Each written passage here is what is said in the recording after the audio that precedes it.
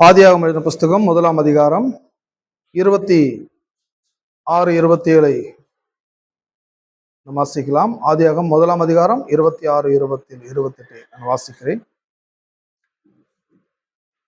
பின்பு தேவன் நமது சாயலாகவும் நமது ரூபத்தின்படியையும் மனுஷனை உண்டாக்குவோமாக, அவர்கள் சமுத்திரத்தின் மச்சங்களையும் ஆகாயத்து பறவைகளையும் மிருக ஜீவன்களையும் பூமி அனைத்தையும் பூமியின் மேல் ஊறும் சகல பிராணிகளையும் ஆளக்கடவர்கள் என்றார். தேவன் தம்முடைய சாயலாக மனுஷனை சிருஷ்டித்தார், அவனை தேவ சாயலாகவே சிருஷ்டித்தார், ஆணும் பெண்ணுமாக அவர்களை சிருஷ்டித்தார். கடந்த பல வாரங்களாக கடவுளுடைய ராஜ்யத்தை பற்றின பல்வேறு விதமான அம்சத்துல பல்வேறு விதமான தலைப்புகள் மத்தியில நாம் இங்கே பிரசங்கித்துக் கொண்டு வருகிறோம். குறிப்பாக இன்னைக்கு நாம எதை பற்றி போதிக்க போகிறோம்? ஒரு சில வாரங்கள் முன்பதாக நான் ஆரம்பித்தேன். தேவனுடைய ராஜ்யத்தினுடைய குடியுரிமையை பற்றி பேசிக் கொண்டு வருகிறோம். Kingdom concept of citizenship. இந்த தேவனுடைய ராஜ்யத்தினுடைய குடியுரிமை, இந்த குடியுரிமை என்பது ரொம்ப பவர்ஃபுல்லானது. இந்த குடியுரிமை பற்றி அநேக கிறிஸ்தவர்கள் அறியாமல் இருக்கிறதுபடினால்தான் அந்த ராஜ்யத்தினுடைய பெனிஃபிட்ஸை அவள் அனுபவிக்கப்படாமல் இருக்கிறார்கள். இங்க நான் ஏன் இந்த ஆதியாகமம் 1, 26, 27, 28 வாசிச்சேன்னா, இதை நான் அடிக்கடி நான் வாசிக்கிற ஒரு பகுதி அல்லவா. தேவன் இந்த உலகத்தை சிருஷ்டிக்கும் போது இந்த உலகம் எப்படி இயங்கணும், எப்படி இயங்கிக் கொண்டிருக்கும், இந்த உலகத்துடைய கோட்பாடுகள், அந்த உலகத்துடைய விதிகள் எல்லாவற்றையும் அவர் கிரியேட் பண்ணிட்டாரு. கடவுள் எப்படி கிரியேட் பண்ணாரோ அப்படியே இன்றைய வரைக்கும் அது ஃபங்க்ஷன் ஆயிட்டே இருக்குது. இந்த உலகத்துல, இந்த இயற்கையில எந்த மாற்றத்தையும் நாம் காணவே முடியவில்லை.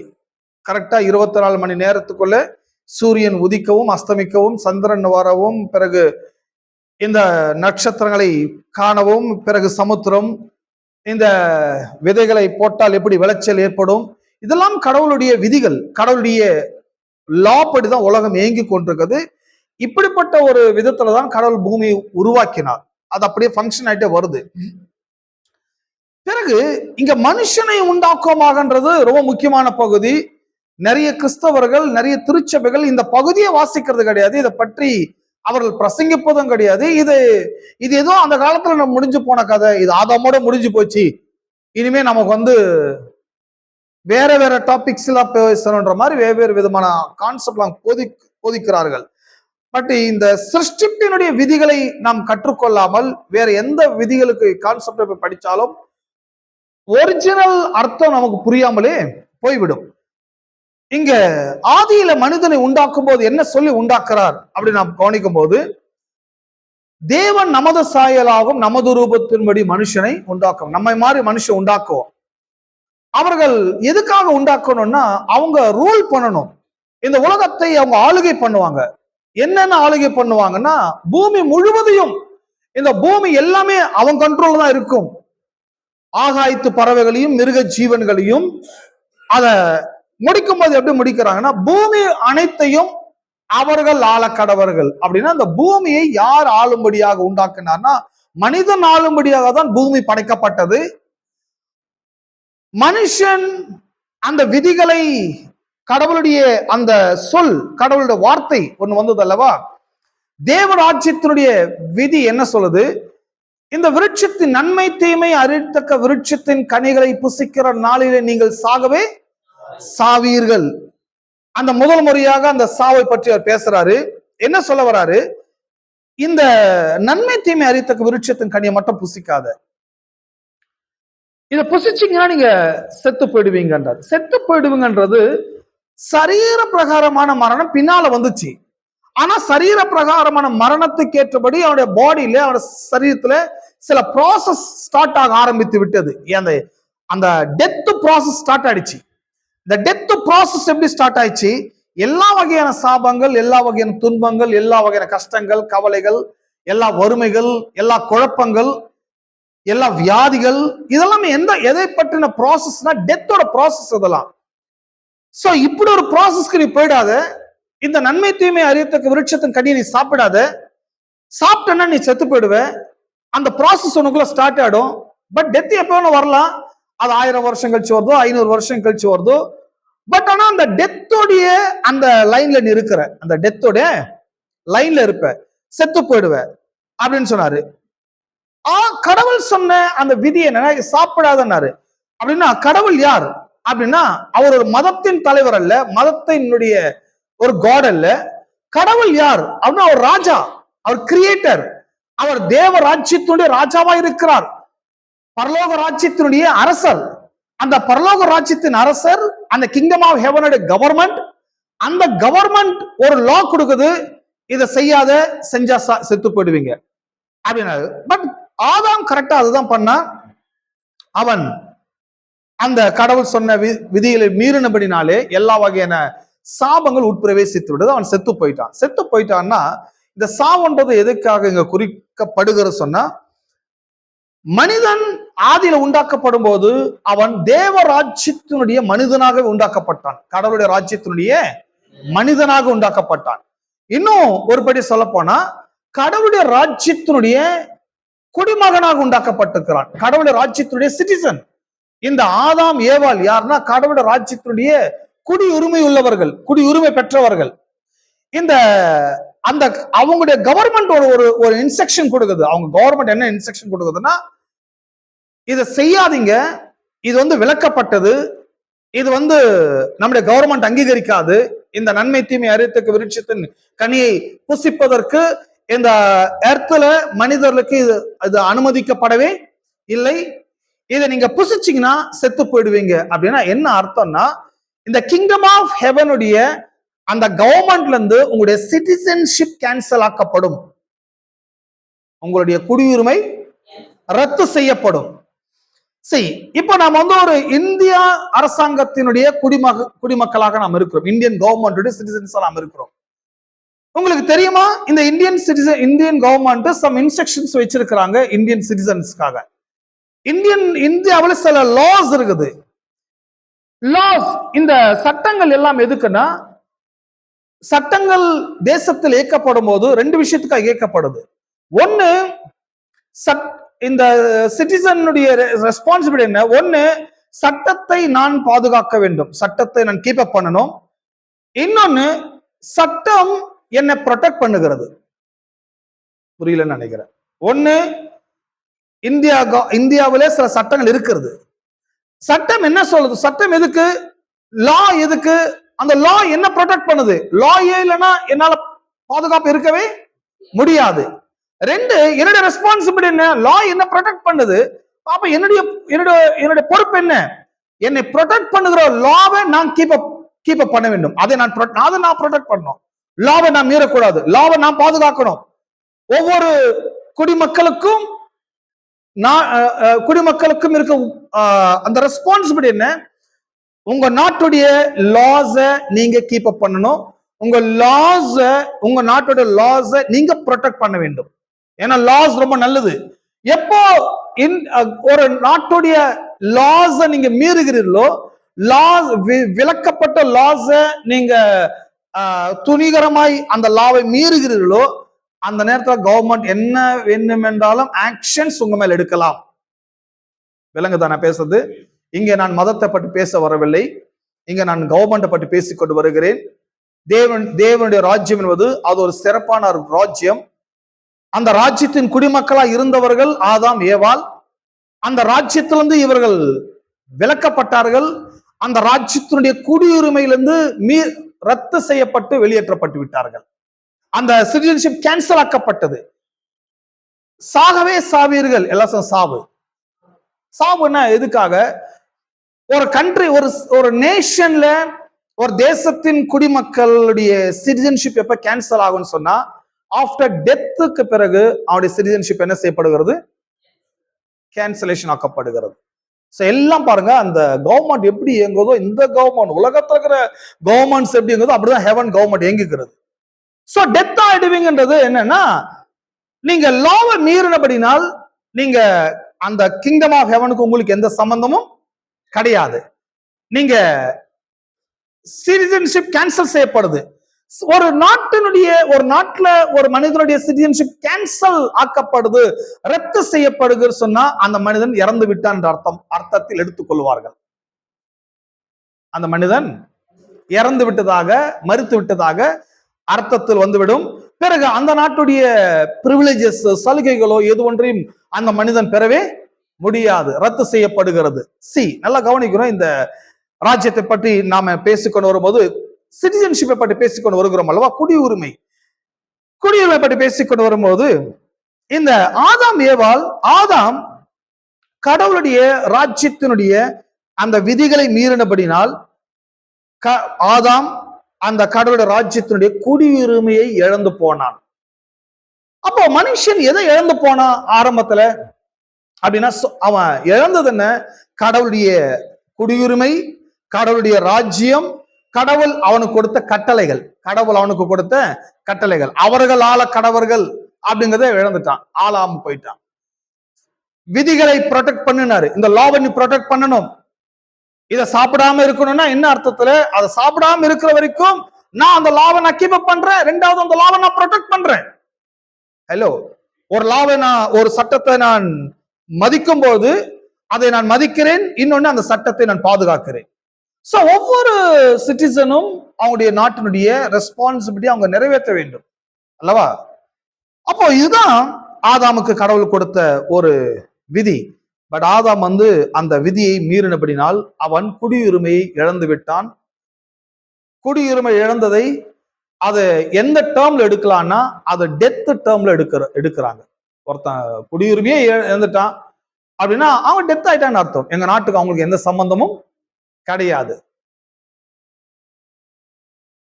அப்போ இங்க தேவ ராஜ்யத்தை பற்றி அந்த கான்செப்ட்ல தான் இங்க பேசிக்கொண்டு வரும்போது இந்த சிட்டிசன்ஷிப் இழந்து போனதை தான் திரும்பவும் இந்த சிட்டிசன்ஷிப் ஆவதற்கான ஒரு அவகாசத்தை நமக்கு ஏற்படுகிறது வேத புஸ்தகம்.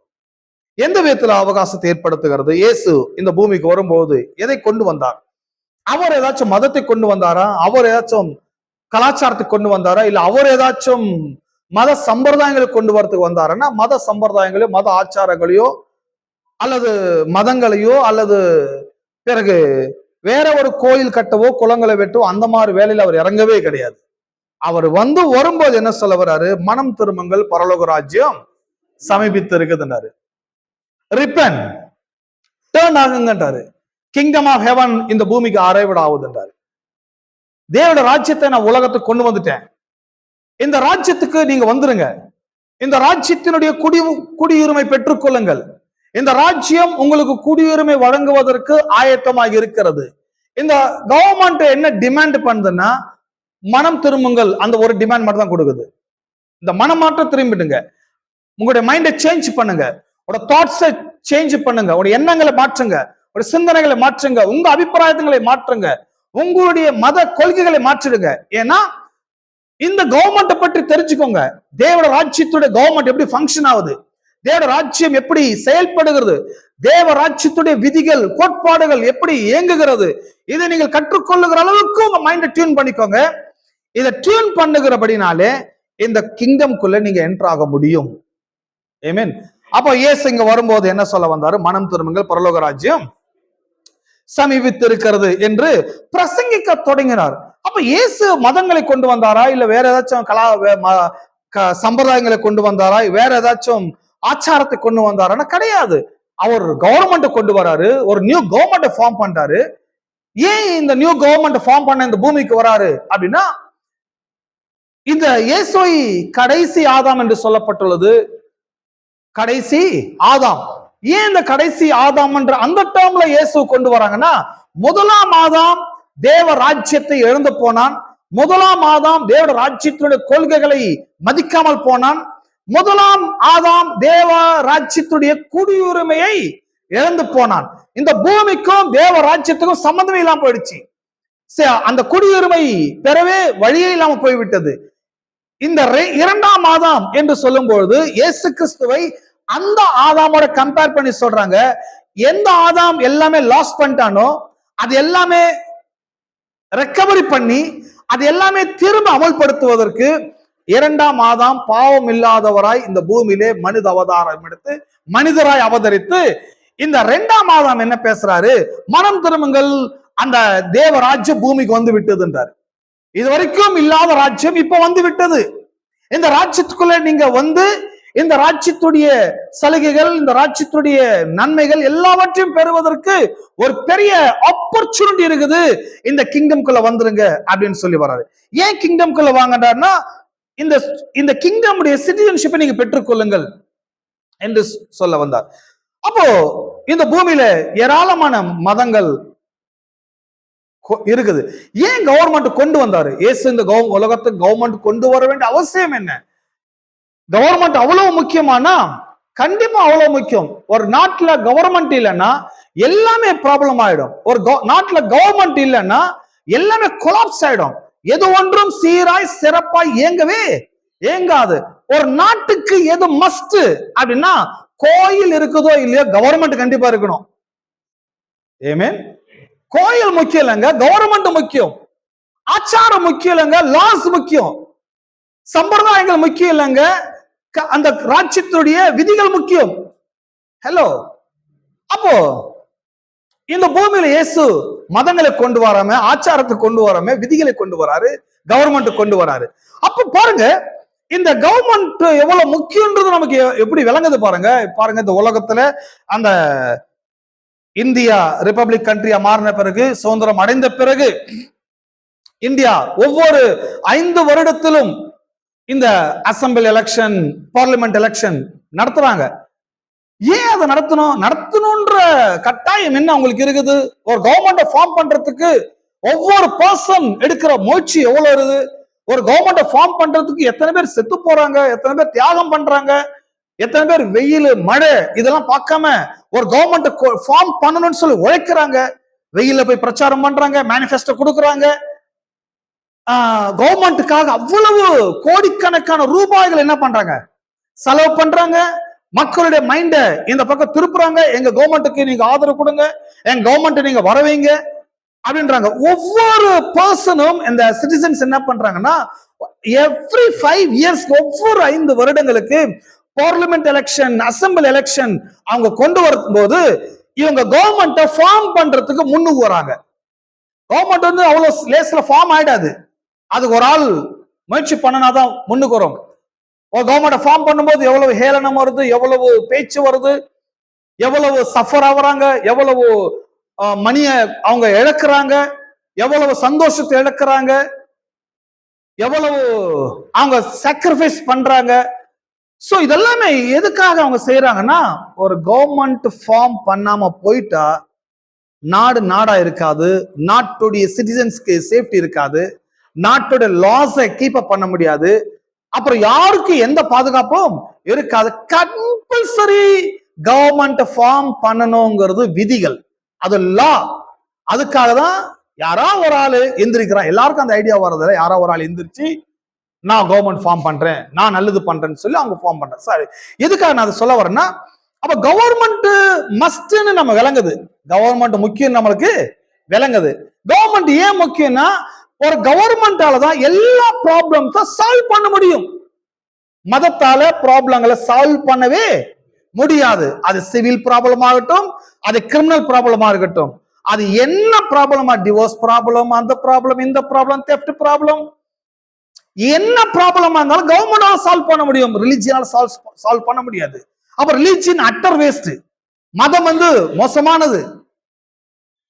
ஏன் மதம் சரியானது இல்லைன்னு சொன்னா, மதத்துல வந்து சில சடங்கு பண்ணுங்க, சில சம்பிரதாயம் பண்ணுங்க, இதை பண்ணுங்க, அதை பண்ணுங்க, எல்லாம் சரியா போயிடும் அப்படின்னு சொல்லிதான் மதங்கள் மக்களை மோட்டிவேட் பண்ணி மக்களை ஏமாற்றி கொண்டிருக்கிறது. இந்த மதங்கள் எப்படி ஏமாற்றப்பட்டு கொண்டு வருகிறதோ, அதுல கிறிஸ்தவம் என்பதும் ஒரு வகையான மதம். கிறிஸ்தவம் என்பதும் அதுவும் ஒரு வகையான, நீங்க கிறிஸ்தவத்தை வேறு பிரிச்சு எல்லாம் பாத்திரக்கூடாது. கிறிஸ்தவம் வேற, அவங்க வேற என்ன பார்க்காது, எல்லாம் ஒண்ணுதான். அவங்க மதத்துல என்னெல்லாம் இருக்குதோ எல்லாம் கிறிஸ்தவத்திலும் இருக்குது.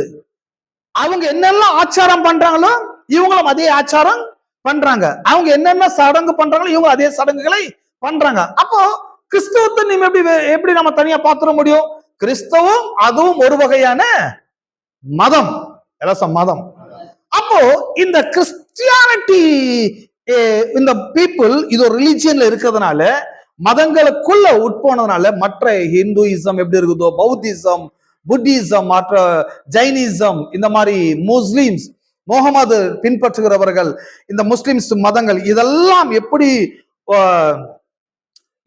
இவங்களுக்குள்ள சில சடங்குகள் சம்பிரதாயங்களால் மக்கள் ஈர்க்கப்பட்டு ஆச்சாரத்துல மூழ்கி போயிருக்கிறாங்களோ, அதே மாதிரி கிறிஸ்தவர்களும் அவங்களுக்குன்னு அவங்க மதத்துல சில சடங்கு ஆச்சாரங்களை போட்டு அவங்களும் மூழ்கடிக்கப்பட்டிருக்கிறார்கள். அப்ப இயேசு எப்பயாச்சும் வந்து நான் ஒரு கிறிஸ்தவ மதத்தை புதுசா ஸ்தாபிக்க வந்திருக்கிறேன், அவர் கிறிஸ்தவம் என்கிற மதத்தை ஸ்தாபிக்க வந்தாருன்னா கிடையவே கிடையாது. அவர் கவர்மெண்ட்டை கொண்டு வராரு. மனம் திரும்புங்கள் பரலோக ராஜ்யம் சமீபித்திருக்கு. அவர் கிறிஸ்டியானிட்டி ஸ்டார்ட் பண்ண வரலங்க. அவர் கிறிஸ்டியானிட்டிங்கிற ஒரு ரிலிஜனை கொண்டு வரல. கிறிஸ்டியன் மதங்களுக்குள்ள சம்பிரதாயம் கொண்டு வரல, சாஸ்திரத்தை கொண்டு வரல. அவர் கவர்மெண்ட் கொண்டு வராரு. கவர்மெண்டால தான் எல்லா ப்ராப்ளத்தை சால்வ் பண்ண முடியுங்கிறது கிங்டம் ஆஃப் ஹெவனுக்கு தெரியுது, இந்த எர்த்ல இருக்கிற மக்களுக்கும் தெரிகிறது. பாருங்க, இந்த உலகத்துல தோன்றின நாள் முதற்கொண்டு எவ்வளவு மதங்கள், எவ்வளவு கோயில்லாம் பாத்தீங்கன்னா அவ்வளவு பிரம்மாண்டமா கட்டுறாங்கல்ல. கோயிலோட ஆர்கிடெக்சர் எப்படி இருக்குது, அது கோபுரங்கள் எப்படி இருக்குது, அது நுணுக்கங்கள் எப்படி கட்டுறாங்க, எவ்வளவு கோயில்கள், 1-2 கோயிலா இருக்கு. இந்தியாவிலேயே பல ஆயிரக்கணக்கான கோயில் இருக்குது. கோயில்கள் பார்க்க பிரமிப்பை அளிக்கும், கோயில் பார்க்க ஆச்சரியத்தை கொண்டு வரும். பட் கோயிலால் உங்க பிரச்சனை தீர்க்க முடியாதுன்னு புரிந்து கொள்ள வேண்டும். ஏமே கோயில்களால் உங்க பிரச்சனை தீர்க்க முடியாது. ராஜா கட்டிருக்கலாம், செல்வந்தர்ல கட்டிருக்கலாம், பெரிய பெரிய வல்லுநர்களை வச்சு கோயிலை செதுக்கி இருக்கலாம், என்ன வேணா பண்ணிருக்கலாங்க. கோயில் இன்னைக்கு வட இந்தியாவில் போன ஏராளமான கோயில், ஏராளமான அந்த ஆர்கிடெக்சர்ஸ் வந்து ஒர்க் பண்ணிருக்கிறான், இன்ஜினியர்ஸ் ஒர்க் பண்ணிருக்கிறான். அந்த காலத்திலேயே சில நுணுக்கம் இன்னைக்கு பார்த்தாலும் ஆச்சரியப்படுற அளவுக்கு இருக்குது. ஒரு கோயில் காமிச்சாங்க, பில்லர் வந்து எர்த்ல பூமியில அது லேண்ட் ஆகல, ஆனா கோயில் அப்படியே நிக்குது. ஆச்சரியப்படுற விதத்துல கோயில் கட்டலாம். பட் ஒரு ஆச்சரியமான விஷயம் என்னன்னா, எந்த கோயிலாலையும் எந்த மனிதனோட பிரச்சனை சால்வ் பண்ண முடியாது. ஆமென். இன்னும் சொல்ல போனா கோயில் பிரச்சனை கவர்மெண்ட் தான் சால்வ் பண்ணுது. பட் கோயிலால பிரச்சனைய சால்வ் பண்ண முடியாது. கோயிலே 1000 பிரச்சனை வரும், கோயிலே அடிதடி வரும், கோயிலே குழப்பங்கள் வரும். கடைசியா கோயில வர பிரச்சனைகள்லாம் கடைசியா கவர்மெண்ட் தான் போயாலும் கவர்மெண்டால மட்டும்தான் கோயில் பிரச்சனை சால்வ் பண்ணுது. இதுல இருந்து என்ன விளங்குது, கோயிலை விட அல்டிமேட்டா இருப்பது கவர்மெண்ட் தான். அப்ப கவர்மெண்ட் ரொம்ப முக்கியம். இயேசு கவர்மெண்ட் கொண்டு வராரு. அவர் கொண்டு வரும்போது என்ன சொல்ற, மனம் திரும்புங்கள் பரலோக ராஜ்யம் சமீபித்து இருக்குது. கிறிஸ்தவம் என்கிற மதத்தை கொண்டு வந்தார் பாத்தீங்களா? கிடையாது. கிறிஸ்தவத்தை கொண்டு வரல, தேவ ராஜ்யத்தை கொண்டு வராரு. ஏன் தேவ ராஜ்யத்தை கொண்டு வராரு? இந்த பூமிக்கு ஏன் கடவுளுடைய ராஜ்யம் அறைவில் கொண்டு பண்றாரு? இந்த பூமி கடவுளுடைய ராஜ்யத்தை இழந்து விட்டது. கடவுளுடைய ராஜ்யத்துடைய அந்த அந்த உடன்படிக்கை மீறி விட்டது. பூமிக்கும் கடவுள் ராஜ்யத்துக்கும் என்ன சொல்றது, அந்த கனெக்ஷன் இல்ல. கனெக்ஷன் இல்லைன்னு சொன்னா டோட்டலா கட் ஆகல. பட் எர்த்ல இருக்கிற மனிதர்கள் குடியுரிமை இழந்து போனார்கள். அந்த பூமியில இருக்கிற மனிதர்கள் தேவ ராஜ்யத்தோட குடியுரிமையை இழந்து போனாங்க. இப்போ இயேசு அந்த குடியுரிமை வழங்கவும் கடவுள் ராஜ்யத்தை கொண்டு வந்து இந்த ராஜ்யத்தை எஸ்டாப்ளிஷ் பண்ணணும், இந்த பூமி முழுவதும் ராஜ்யத்தை விரிவடைய செய்யணும்னு சொல்லி இயேசு அது முதற்கொண்டு இயேசு மனம் திரும்புங்கள் பரலோக ராஜ்யம் சமீபித்திருக்குது என்று பிரசங்கிக்க தொடங்கினார். ஏன் மனம் திரும்புங்கள்னா, இந்த மதங்களுடைய அபிப்பிராயத்தால் மூழ்கடிக்கப்பட்டு, இந்த மதத்துடைய எண்ணங்களால் சிதறடிக்கப்பட்டு, மைண்ட் ஃபுல்லா ரிலிஜியனாவே திங்க் பண்றது, ரிலிஜியனாவே எல்லாம் யோசிக்கிறது, அப்படி இருக்கிற நீங்க இந்த கவர்மெண்ட்டை பத்தி யோசிங்க. இந்த கவர்மெண்ட் வந்து நீங்க நினைக்கிற மாதிரி கிடையாது. இது ஒரு மதம் சார்ந்த அரசாங்கம் கிடையாது. இது வந்து முழுக்க முழுக்க கடவுளுடைய ராஜ்யத்தால் இயங்கப்படுகிற ஒரு அற்புதமான ஒரு கவர்மெண்ட். இந்த ராஜ்யத்தோட கவர்மெண்ட் லாஸ் ரூல்ஸ் எல்லாமே பெட்டரா இருக்கும், இதுக்குள்ள வாங்கன்னு சொல்லி அவர் அது முதற்கொண்டு இயேசு பிரசங்கிக்க தொடங்கினார். இந்த கவர்மெண்ட்டை பற்றி தான் இன்னைக்கு நான் பார்க்க போறோம். இந்த கவர்மெண்ட்டை பற்றி ரொம்ப முக்கியன்றதை நான் சொல்லிட்டேன்.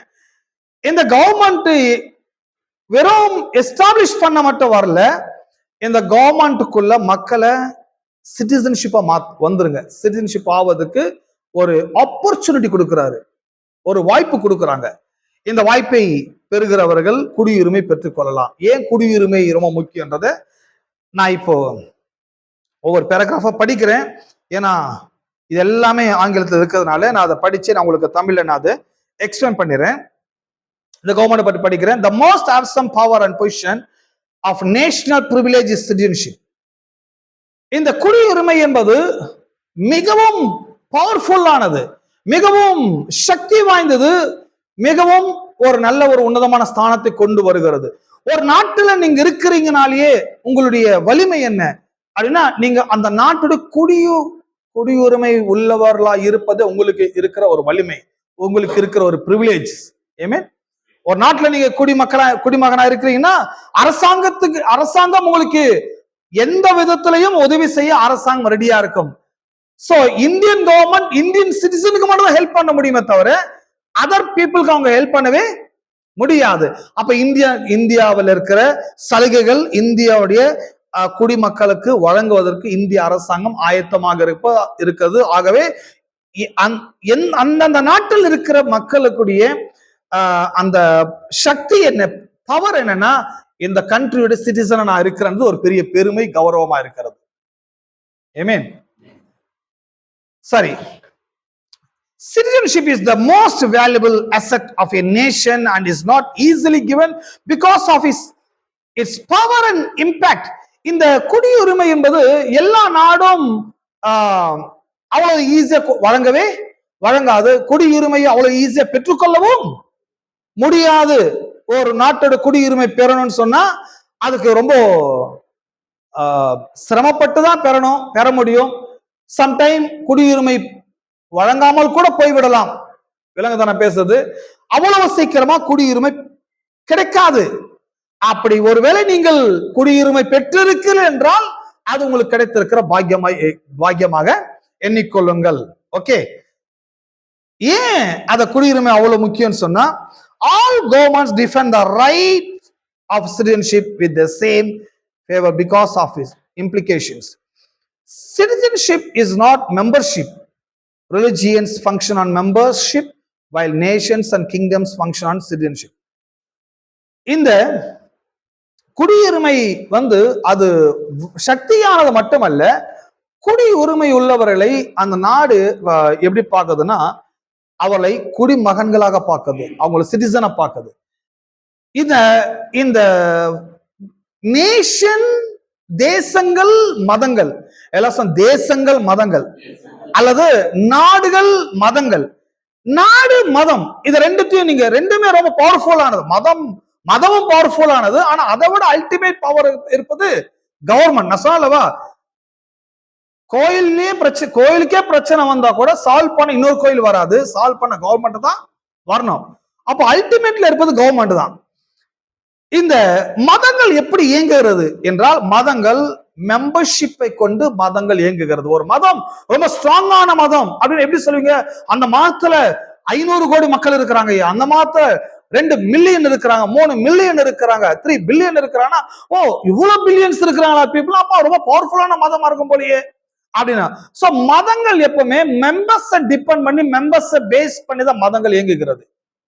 ஆமென். ஆனா கிங்டம், ராஜ்யங்கள், தேசங்கள், நாடுகள் மெம்பர்ஸை பேஸ் பண்ணி இல்ல, சிட்டிசன்ஷிப்பை பேஸ் பண்ணி தான் ராஜ்யங்கள் இயங்குகிறது. ஒரு ராஜ்யம் இயங்கணும்னு சொன்னா, ஒரு ராஜ்யத்துல ராஜா செல்வாக்கா ரூல் பண்ணணும்னு சொன்னா, கண்டிப்பா அந்த நாட்டுல யாரு இருக்கணும்னு சொன்னா சிட்டிசன்ஸ் இருக்கணும். சிட்டிசன்ஸே இல்ல நாட்டுல ஒரு மனிதனும் கிடையாது. அப்புறம் ராஜாவுக்கு வேலையே யார போய் ரூல் பண்ணுவார்? அவரு எங்க போய் சுத்திட்டு இருப்பாரு? அவரு ராஜா இருக்கிறாருன்னா நாட்டுல குடிமகன்கள் இருக்கணும், குடிமக்கள் இருக்கணும். குடிமக்களை இல்லாத இடத்துல ராஜாக்கு வேலையே ஒரு வேலையும் கிடையாது. யாருக்கு சட்டம் போடுவாரு? எந்த சட்டத்தை அவர் என்னத்தை பாதுகாப்பாரு?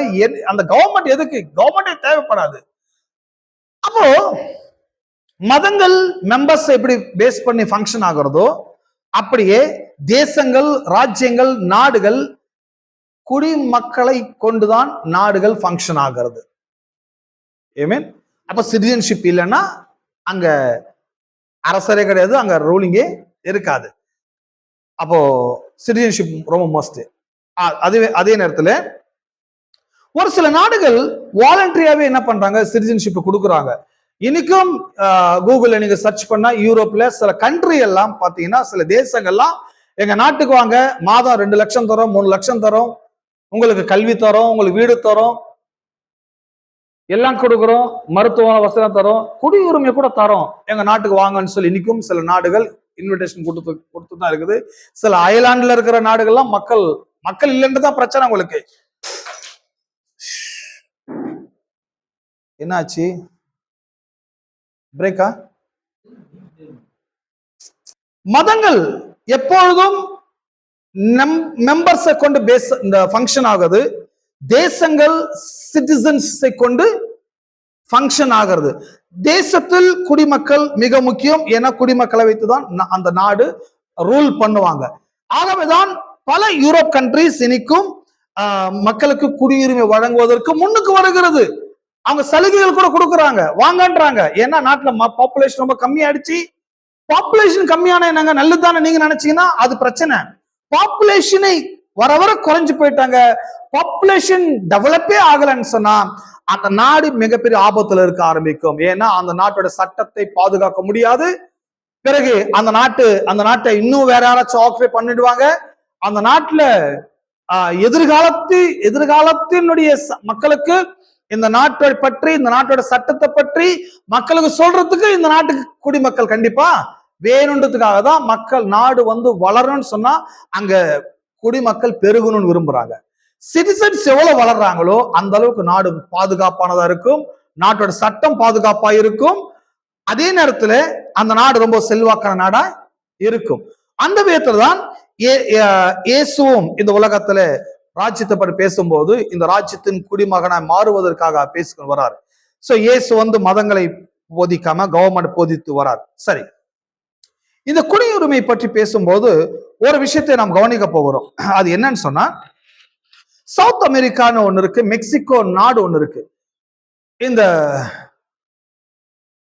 தென் அமெரிக்காவில இருந்து வட அமெரிக்காவுக்கு போறதுக்கு இந்த மெக்சிகோ பீப்புள் என்ன பண்ணுவாங்க, மெக்சிகோ அவ்வளவு ஒன்றும் ரிச் கண்ட்ரி கிடையாது, கொஞ்சம் சாதாரண கண்ட்ரி, ஒரு எளிமையான ஒரு நாடு. இந்த மெக்சிகோல இருக்கிற தென் அமெரிக்கர்கள் வட அமெரிக்காவுக்கு போறதுக்கு என்ன பண்ணுவாங்கன்னு சொன்னா, இல்லீகலா அந்த நாட்டுக்குள்ள என்டர் ஆகுது முயற்சி பண்றாங்க. இன்னைக்கு வரைக்கும் அமெரிக்காவுடைய மிகப்பெரிய பிரச்சனைன்னு சொன்னா, இந்த மெக்சிகன் பீப்புள் உள்ள வராங்க, உள்ள வரவங்கள தடுக்கணும் அப்படின்றதுக்கு அவங்க மேல குற்றத்தெல்லாம் சுமத்துறாங்க, அவங்க மேல பழியெல்லாம் போடுறாங்க. அங்கிருந்து ட்ரக்ஸ் வருது, அங்கிருந்து போதை வஸ்துக்கள் உள்ள வருது, நாடு அவங்களால அழியுதுன்னு சொல்லி இந்த அமெரிக்கா என்ன பண்ணுது, அந்த மெக்சிகன்ஸ் பீப்புள் உள்ள வராம இருக்கிறதுக்கு அங்க பார்டர்ல நிறைய செக்யூரிட்டி போடுறாங்க, பெட்ரோல் அமைக்கிறாங்க, பார்டரை கிராஸ் பண்ணாம சொல்லி அங்க பாதுகாப்பை விரிவுபடுத்திட்டு வராங்க. அதே நேரத்துல இந்த பார்டர் எங்க இருக்குது அப்படின்னா, அமெரிக்காவில இருந்து 700 கிலோமீட்டர் தள்ளி இருக்குது, 700 மைல்ஸ் தள்ளி இருக்குது. இந்த பார்டர் தாண்டி அங்கேயே அரெஸ்ட் பண்ணிடுறாங்க. வெளியில இருந்து உள்ள ஒரு ஆள் உள்ள வந்தானா அவனை அரெஸ்ட் பண்ணி ஜெயில போடுங்க, அரெஸ்ட் பண்ணி ரிட்டர்ன் கூட அனுப்பிடுங்க, உள்ள மட்டும் விட்டுறாதீங்கன்னு சொல்லி அவங்க இதுக்குன்னே பல கோடியை செலவு பண்ண வராங்க. அந்த அமெரிக்காக்குள்ள யாரும் வெளியே உள்ள வந்துடக்கூடாது சொல்லி. அப்படி இருந்தும் நிறைய மெக்சிகன் பீப்புள் என்ன பண்றாங்க, மெக்சிகோல இருக்கிற அந்த தென் அமெரிக்கர்கள் என்ன பண்றாங்கன்னா, இந்த வட அமெரிக்காவுக்குள்ள நுழையறதுக்கு இல்லீகலான ரூட்டை கண்டுபிடிச்சே வராங்க. வேற வேற ரூட்டுக்கு வேற வேற விதமாக கண்ணுல மண்ணை தூவியாச்சும் செக்யூரிட்டியை கண்ணை மறைச்சாச்சும் எப்படி உள்ள நுழைஞ்சி இல்லீகலா உள்ள என்டர் ஆகி அந்த நாட்டுல வாழ ஆரம்பிக்கிறாங்க. ஆனா அந்த அமெரிக்காவுள்ள உள்ள நுழையிறது என்பது அவ்வளவு ஒன்றும் ஈஸி கிடையாது, ரொம்ப கஷ்டமான விவகாரம், ரொம்ப சவால்கள் நிறைந்த ஒரு விவகாரம். ஏன்னா அவங்க 700 கிலோமீட்டர் ஒண்ணு பார்டர், இரண்டாவது இந்த பார்டர் அவங்க நாட்டுக்குள்ள போனோம். சோ இவ்வளவு லாங் டிஸ்டன்ஸ் ஒரு மனுஷன் ஃபேஸ் பண்ணி உள்ள வரான். அவனுக்கு என்னென்ன பிரச்சனை வரும், இந்த பார்டர் தாண்டி அந்த பார்டருக்குள்ள போயிட்டா நல்லா ஆயிடுவோம். என்னென்ன பிரச்சனை, ஒண்ணு அரெஸ்ட் பண்ணப்படலாம், இல்லைன்னா அவங்க அப்படியே திருப்பியும் அனுப்பி விடப்படலாம், இல்லைன்னா ஷூட் கூட பண்ணப்படலாம். ஏன்னா எல்லையை கிராஸ் பண்ணும்போது சுடவும் செய்யலாம். உயிருக்கு உத்தரவாதம் கிடையாது, திரும்ப நல்லா இருப்போமா நல்லா இருக்க மாட்டோம்னு தெரியாது, நாம நினைச்ச நாட்டுக்கு உள்ள போவோமா இல்ல நம்ம நாட்டுக்கே திரும்ப வருவோமா, எதுவுமே உத்தரவாதம் கிடையாது. அப்படி இருந்தும் பாருங்க, பல ஆயிரக்கணக்கான மக்கள் அந்த கண்ட்ரிக்குள்ள என்டர் ஆகிறதுக்கு ட்ரை பண்ணி 100 பேர் போனா 10 பேர் உள்ள நுழைஞ்சாங்க, 90 பேர் ரிட்டர்ன் போயிடுறாங்க. எப்படி ஆகுது? ஏன் அவ்வளவு அவங்க ஸ்டெயின் பண்றாங்க? ஏன் அந்த அந்த மெக்சிகோ விட்டு அமெரிக்காவுக்கு போக வேண்டிய அவசியம் என்னன்னா சம் ரீசன்ஸ் இருக்குது. என்னென்ன ரீசன்ஸ் அவங்க சொல்றாங்கன்னு சொன்னா, ஒண்ணு, அந்த நாட்டுக்குள்ள போனான்னு சொன்னா நல்ல வேலை கிடைக்கும். ஒண்ணு, பெட்டர் ஜாப்ஸ், அருமையான வேலை கிடைக்கும். இங்க கிடைச்சிருக்கிற வேலையை விட நல்ல வேலை கிடைக்கும். இங்க நம்ம படிப்புக்கு கிடைக்கிற நம்முடைய ஸ்கில்டுக்கு தகுந்த வேலையை விட நல்ல ஒரு ஜாப் எனக்கு அங்க இருக்கு, என்னோட ஸ்கில்டுக்கு அங்க நிறைய வாய்ப்பு இருக்கு அப்படிங்கிறது அவங்களுடைய ஐடியா. ஒண்ணு, நல்ல வேலை கிடைக்கும். இன்னொன்னு, அதிகமான வருமானம் கிடைக்கும், ஹையர் பேமெண்ட் கிடைக்கும். இங்க நான் செய்யற இந்த வேலைக்கு கிடைக்கிற சம் டாலர்ஸ் விட அங்க மச் மோர் டாலர்ஸ் எனக்கு அங்க கிடைக்கும். ரெண்டாவது, பெட்டர் ஹெல்த் கேர் கிடைக்கும். என்ன கிடைக்கும்? என்னுடைய ஹெல்த் கேர், நிறைய மெடிக்கல் இன்சூரன்ஸ் நிறைய கிடைக்கும். என்ன கேர் எடுப்பாங்க. எந்த மெடிசன் இருந்தாலும் நல்ல தரமான மெடிசன் ஃபர்ஸ்ட் அமெரிக்காவுக்கு தான் வரும்ன்றாங்க. அப்படிப்பட்ட மருந்து மாத்திரம் எனக்கு அங்க கிடைக்கும். அடுத்து என்ன கிடைக்கும்? அங்க நிறைய ஆப்பர்ச்சுனிட்டிஸ் இருக்குது, வாய்ப்புகள் நிறைய இருக்குது. 1-2 வாய்ப்பு இல்லை, ஒன்னு போற இன்னொன்னு கிடைக்கும், இன்னொன்னு போற இன்னொன்னு கிடைக்கும், இதை தாண்டி இன்னொன்னு போல, இப்படி அப்டேட் ஆயிட்டே அப்கிரேட் ஆயிட்டு போயிட்டே இருக்கலாங்க. சோ இவ்வளவு ஆப்பர்ச்சுனிட்டிஸ் அந்த அமெரிக்கால இருக்குதுன்றாங்க. இது எல்லாவற்றையும் தாண்டி பெட்டர் குவாலிட்டி லைஃப் அங்க கிடைக்கும். தரமான வாழ்க்கை தரம் எனக்கு அந்த அமெரிக்காவில் இருக்குது. இதெல்லாம் அவங்க என்ன பண்றாங்க? ஃபீல் பண்ணி, மைண்ட் பண்ணி, இதெல்லாம் ஆலோசனை பண்ணி, இதெல்லாம் மைண்டுக்குள்ள ஏத்தி அந்த கனவாவே வாழ்றாங்க. இன்னைக்கு வரைக்கும் நிறைய பேர் இந்த அமெரிக்கா கனவாடே இருப்பாங்க. எனக்கு டீச் பண்ண ப்ரொஃபஸர் இருக்கிறாரு. அவருடைய கனவு என்னன்னா, எப்படியாச்சும் அமெரிக்காவுக்கு போயிடணும். அமெரிக்காவுக்கு போட மாட்டாங்க, அமெரிக்கன் பிரசிடண்டா மாறணுன்ற ஒரு கனவு இருக்கு. இப்படி ஒரு கனவு அவர் வாழ்ந்தாரு. அவர் கனவை நான் பாராட்டுறேன். இன்னைக்கும் என் கூட பேசுவார் ஒரு ராத்திரில. என்னோட ஃப்ரெண்டு தான், ப்ரொஃபஸர் ஆனா எனக்கு. இன்னைக்கு அவருக்கு அந்த காலத்துல என்ன மைண்டுன்னா, அமெரிக்கன் பிரசிடண்டா மாறினோம். நான் கேட்பேன், அதெல்லாம் நடக்குமாங்கன்னு கேட்பேன். ஏன் நடக்காது? கண்டிப்பா நடக்கும் சார். ஆகுறாரோ இல்லையோ, அப்படி ஒரு தாட்ஸ் அவருக்கு வந்தது. அன்னைக்கு எனக்கு அந்த தாட்ஸ், அமெரிக்கா உள்ள நுழையணுன்ற எண்ணமே எனக்கு வரல. ஆனா அவருக்கு பிரசிடண்ட் ஆகணுன்ற அந்த ஹையர் லெவல் தாட்ஸ் அவருக்கு இருந்தது. அதை நான் ரொம்ப மதிக்கிறேன், இப்ப மதிக்கிறேன். பட் அந்த காலத்துகளுக்கு அது ஒரு சிரிப்பா இருந்தது.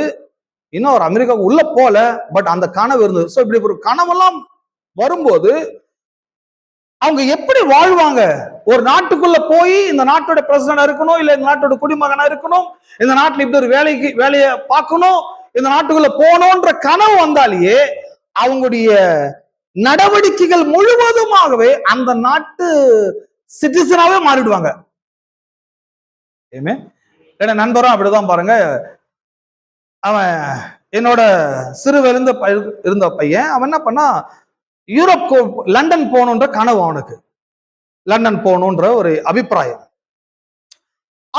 வந்தது மட்டுமல்ல, அவன் போறதுக்கு முன்னால இருந்து அவன் அந்த யூரோப் சிட்டிசன் மாதிரியே வாழ ஆரம்பிச்சான். அவன் உடுக்கிற உடுப்பும் யூரோப்பியன்ஸ் வாங்குற மாதிரி ட்ரெஸ் வாங்க ஆரம்பிச்சான். யூரோப்பியன்ஸ் வாங்குற பர்ஃபியூம் வாங்க ஆரம்பிக்கிறான். ஏன்டா இதெல்லாம் பண்றான்னு பார்த்தா, அவன் கனவு இந்தியாவிலே இல்ல. அவன் இந்தியன் சிட்டிசன் மறந்துட்டான். நான் வேற நாட்டுக்கு போறேன், வேற நாட்டுல வேலைக்கு சேர போறேன், வேற நாட்டுல வாழ போறேன், அந்த நாட்டு சிட்டிசனா இருக்க போறேன். அந்த கனவோடு இருக்கிறவன் அந்த நாட்டு மனிதர்கள் எப்படி வாழ்றாங்களோ அப்படியே வாழ மைண்ட் டியூன் ஆக ஆரம்பித்து விட்டது. இதுதான் மனம் திரும்புங்கள் என்பது. ஒரு நாட்டுக்குள்ள வரீங்கன்னா அந்த நாட்டை பற்றி தெரிஞ்சா அந்த நாட்டு மனிதனாவே மாறிடுவீங்க. நீங்க இருக்கிற எந்த நாடா இருக்கிறது பிரச்சனை இல்லை, பட் இருந்தாலும் அந்த நாட்டு போலவே இருப்பீர்கள். சோ இப்படிதான் அந்த நாட்டு மனிதன் மாற ஆரம்பிச்சிட்டான். இங்க என்ன சொல்ல வர? சோ இப்படி எல்லாம் அந்த மெக்சிகோ பீப்புள் அங்க போறதுக்கான ஒரே ஒரு காரணம் கனவு. எல்லாம் கனவு மட்டும் இல்ல, அந்த நாட்டை பற்றின அறிவு. கனவு இருந்தா மட்டும் போதும், அறிவும் கொஞ்சம் இருக்கணும், தெளிவு இருக்கணும், புத்தி இருக்குது. எதை பற்றின அறிவு புத்தி இருக்குன்னா, அமெரிக்காவை பற்றின அறிவு, அமெரிக்காவை பற்றின கவர்மெண்ட் சிஸ்டம், அமெரிக்காவில் இருக்கிற ஆப்பர்ச்சுனிட்டிஸ், அமெரிக்காவோட டாலர் வேல்யூ, அமெரிக்காவில் போனா என்ன மாதிரி நமக்கு எதிர்காலம் இருக்கிறது, இதெல்லாம் போக முடியுமா, இவ்வளவு ஐடியா இருக்கிறதுனால, அந்த நாட்டை பற்றின அறிவு புரிதல் இருக்கிறதுனாலதான் இவன் அந்த நாட்டுக்குள்ள எவ்வளவு சிரமம் பட்டாலும் உள்ள நுழைஞ்சிடலாங்கிற முயற்சி பண்ண ஆரம்பிக்கிறான். ஹலோ, விளங்கத நான் பேசுறது? சோ தேவ ராஜ்யத்துக்குள்ள ஒருத்தன் வரணும்னு சொல்றதுனால யாரும் வந்துட முடியாது. அந்த ராஜ்யத்துக்குள்ள யார் வருவாங்கன்னு சொன்னா, தேவ ராஜ்யத்தை பற்றின அறிவு, தேவ ராஜ்யத்துடைய சிஸ்டம், தேவ ராஜ்யத்துடைய பிரிவிலேஜஸ், தேவ ராஜ்யத்துடைய பிளெஸிங்ஸ், தேவ ராஜ்யத்துடைய பாதுகாப்பு, தேவ ராஜ்யம் எப்படிப்பட்டது, அது இந்த உலகத்தில் இருக்கின்ற ராஜ்யங்களை விட ரொம்ப உன்னதமான ஒரு ராஜ்யம். இந்த உலகத்தில் இருக்கின்ற அரசரை விட கடவுள் ரொம்ப உன்னதமானவர், அவர் ஒரு அரசரா இருக்கிறார். சோ இந்த ஐடியாலாம் ஒரு மனிதனுக்கு வரும்போது பாருங்க, அவன் தேவ ராஜ்யத்தை என்ட்ராக ஆரம்பிப்பான்.